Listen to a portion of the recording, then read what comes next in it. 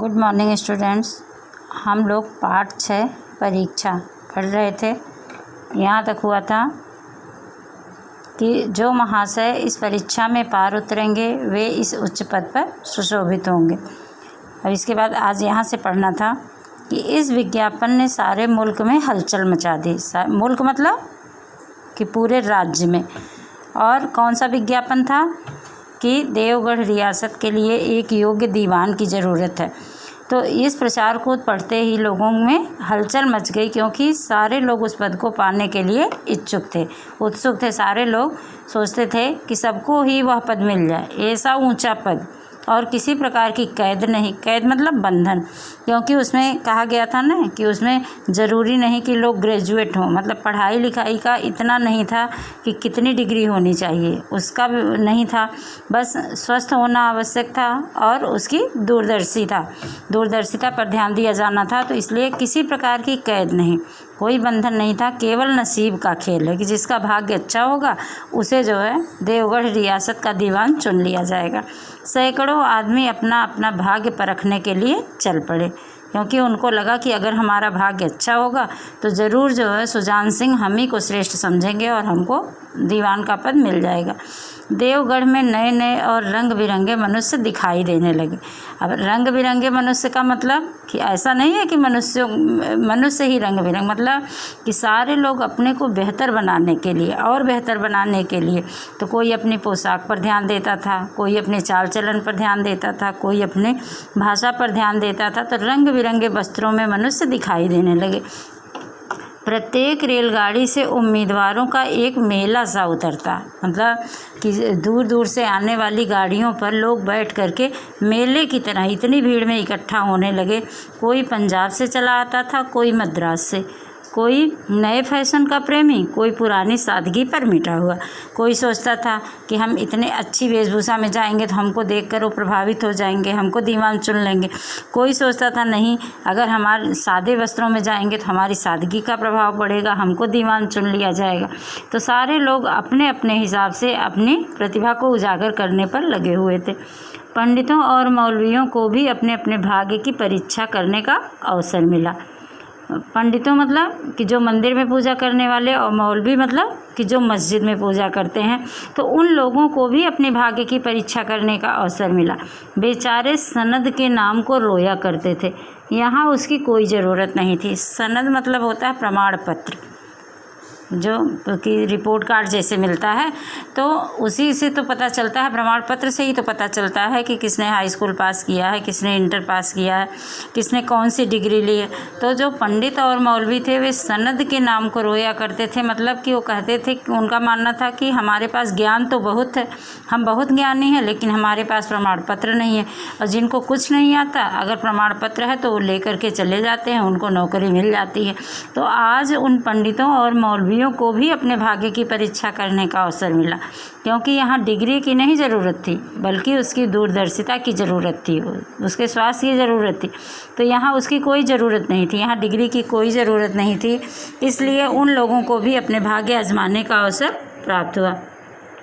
रंगीन इमामे, चोंगे और नाना प्रकार के अंगरखे और कंटोप देवगढ़ में अपनी सजधज दिखाने लगे। रंगीन इमामे मतलब होता है विशेष वस्त्र। जो राजा लोगों के वस्त्र थोड़े से अलग होते हैं ना, जो रियासत के लोग होते हैं उनका पहनावा अलग होता है। तो वहाँ से लोग अपने हिसाब से, मतलब दीवान चुने नहीं गए, लेकिन वैसे ही वस्त्र खरीदने लगे। और चोंगे मतलब कि जो ढीले ढाले वस्त्र थे। नाना प्रकार के अंगरखा मतलब होता है कुर्ता। और कंटोप मतलब टोपी, कंटोप मतलब कान ढकने का वस्त्र, टोपी। तो देवगढ़ में विभिन्न प्रकार के इस तरह के वस्त्र दिखाई देने लगे कि लोग अभी से यह सोचने लगे कि जब वे दीवान बन जाएंगे तो किस प्रकार का कुर्ता पहनेंगे, कैसी टोपी लगाएंगे।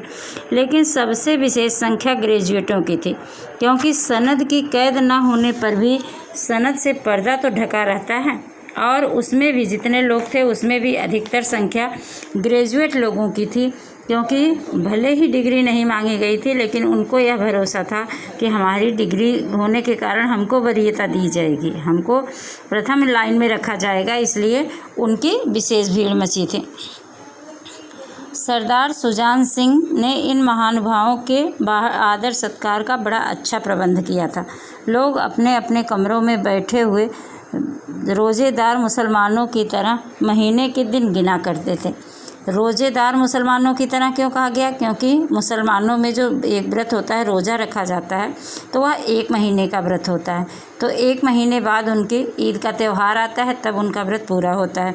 तो वैसे ही जो परीक्षा देने आए थे, उनकी परीक्षा 1 महीने तक की होने वाली थी। 1 महीने बाद उसका परिणाम निकलता। तो इसलिए रोज़ वो एक दिन गिना करते थे कि मतलब 1 महीने में से 1 दिन कम हुआ, 2 दिन कम हुआ। हर एक व्यक्ति अपने जीवन को अपनी बुद्धि के अनुसार अच्छे रूप में दिखाने की कोशिश करता था।